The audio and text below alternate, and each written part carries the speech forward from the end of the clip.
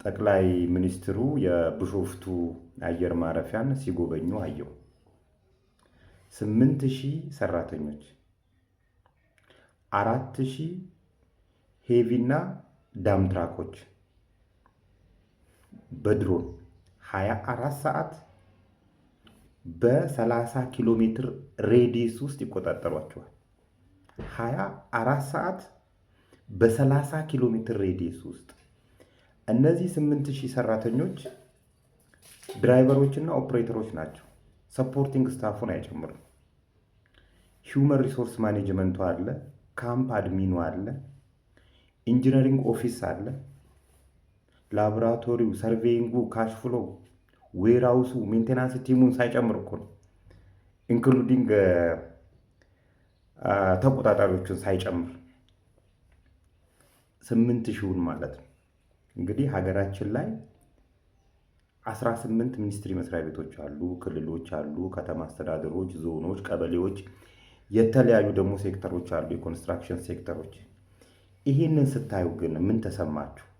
ለእንደነዚህ ስራዎች ኃላፊነት ተሰጥቷችሁ ነጭ ሸሚዝ በቀይ ከረባት ቦርጫችሁ ላይ ጣል አድርጋችሁ እውነት ኃላፊነት የተሰጣችሁን መስሪያ ቤት እየመራችሁት ነው?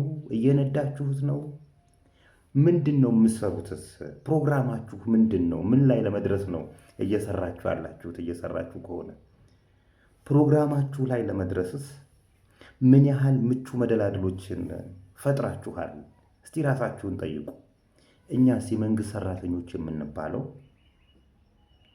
ባስተጋፍተን እንሳፈራለን፣ ቢሮ እንደርሳለን።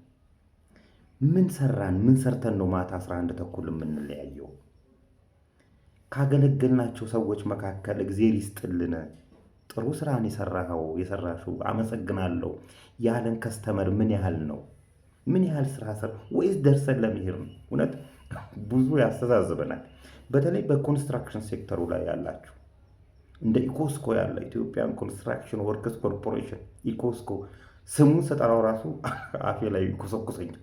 ኢኮስኮ የኢኮስኮ ፍጥነት፣ የስራ ፍጥነት ልነግራችሁ አልችልም። በስማ ለምሳሌ የትንዳሆ ስኳር ፋብሪካ አለና የትንዳሆ መስኖ ልማት ፕሮጀክት የ3 ዓመት ፕሮጀክት ነው። 13 ዓመት ፈጀ። የርብ መስኖ ልማት ፕሮጀክት የ3 ዓመት ፕሮጀክት ነው። 11 ዓመት ፈጀ። እሱም አላለቀም ሲጀምር። የመገጭ መስኖ ልማት ፕሮጀክት 18 ዓመት ፈጅቶ ሳይጨርሰው ለቆ ወጣ። 18 ዓመት።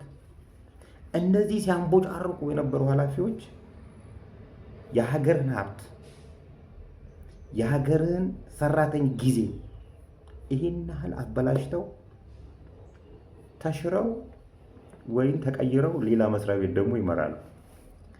ጠቅላይ ሚኒስትሩም ለሌላ ጊዜ እንደዚህ አይነት ፕሮጀክቶች ላይ ሲሄዱ ቢያንስ እርስዎ የሾሟቸውን 18ቱ ሚኒስትሪ መስሪያ ቤቶች ኃላፊዎች ቢያስጎበኟቸውና ቢሏቸው መልካም ይመስለኛል።